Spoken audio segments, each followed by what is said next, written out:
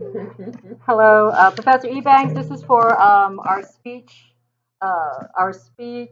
informative speech presentation.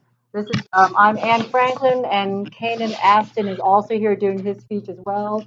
And we are both presenting the speech in front of the same audience. So I'm going to pan around, and we are also going to say hello, everybody.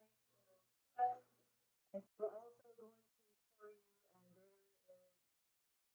you, and we're also going to provide you with a roster of those that are present as well. And I'm right here.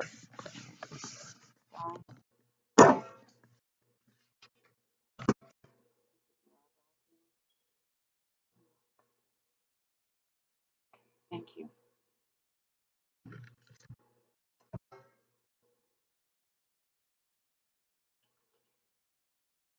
Hi, my name is Anne, and I am one of the many faces of a recovered alcoholic. And today, my biggest challenge that I face today is just this meeting, whereas several years ago, my biggest challenge was not being able to take the next drink. And I owe a debt of gratitude to Alcoholics Anonymous, especially the 12 steps of Alcoholics Anonymous. I won't go into the pros and cons or the history of the disease. However, I will focus more on the heart of Alcoholics Anonymous, the 12 steps, and the brief history according to the Big Book of Alcoholics Anonymous. And so the thesis is just 12 little suggestions that can change your life's direction. So, if you allow me to share with you a brief history of Alcoholics Anonymous, the founder of Alcoholics Anonymous, and more specifically what each step entails and my personal experience with Alcoholics Anonymous. And it all does begin with a decision to take the first step. So most of my information does come from the Big Book of Alcoholics Anonymous. Speaking to two licensed chemical dependency counselors with Christian Farms Treehouse, Dave Dauber, and Miss Wanda, and also several websites that I was able to find, and they are provided here for you on this board here. Okay. So the history of Alcoholics Anonymous began with Bill W., who went to go visit his friend Ebby T. in the hospital, who was very sick. However, Bill W. would later credit Ebby T. for saving his life by helping him deliver the message of sobriety to other alcoholics. And also, it began the drafting of the 12 steps. So, here are the 12 steps in their intended order, but the first step does begin with a decision. Step one, we admitted that we were powerless over alcohol and that our lives had become unmanageable. This is about honesty, honesty with myself, and stop lying that things weren't that bad because I was out of control. Step two, came to believe that a power greater than ourselves could restore us to sanity. Hope, hope that this insane feeling of wanting to drink would eventually go away. I became very comfortable with despair because despair never demanded anything out of me or required anything out of me. So the 12 steps of, and also step three, made a decision to turn our will and our lives over to the care of God as we understood Him. And that's having faith, faith to relinquish all of my control, all my thoughts, feelings, and emotions to a power greater than myself because He is a better manager. Okay.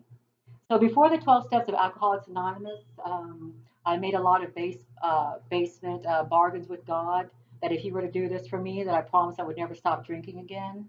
I hit rock bottom. However, the best thing about hitting rock bottom is that you're just tired of digging that hole any deeper. So the following steps, 4 through 6, is where my real work began. Step 4, made a searching and fearless moral inventory of ourselves. And this is courage. This is simply put, this is balls to the wall, okay? So I had to take my pen to paper and I had to get real with myself and confront a darker side of myself.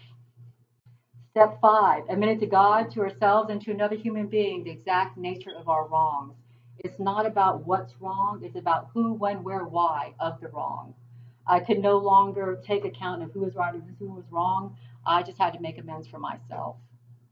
However, this was also the part where I began making peace with God.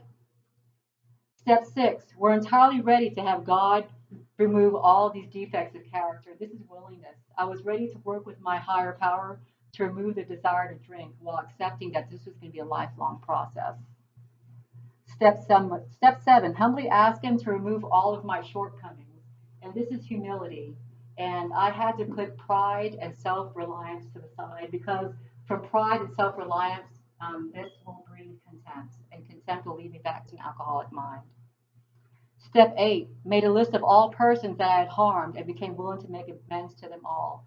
This is brotherly love, and this is a very hard pill for me to swallow because regardless who I thought was right or who I thought was wrong, I still had to make amends for my part in it. Step nine, made direct amends to such people wherever possible, except when to do so would harm them or others, and this is justice. This is basically checking off step eight's to-do list. And so the work is never done with Alcoholics Anonymous, but I would not have it any other way. Steps 10 through 12 is about perseverance, spiritual awareness, and service to others. So what we have to do, or what I have to do, is always practice these principles in all of my affairs. Step 10 is continue to take personal inventory, and when we were wrong, to promptly admit it. This means perseverance.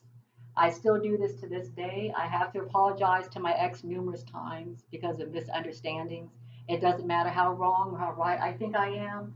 It's just that if I have that little thing picking at the back of my head, I will drink because I will figure out some way that I was right because I'm really good at BSing myself. Step 11, sought through prayer and meditation to improve our conscious contact with God as we understood Him.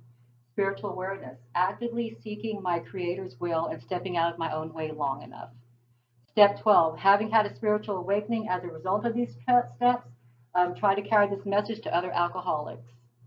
So, after I stopped running for myself long enough and made the decision to take the 12 steps of Alcoholics Anonymous, I came to a realization that life will mean something at last, and the most satisfactory years of my life exist in front of me.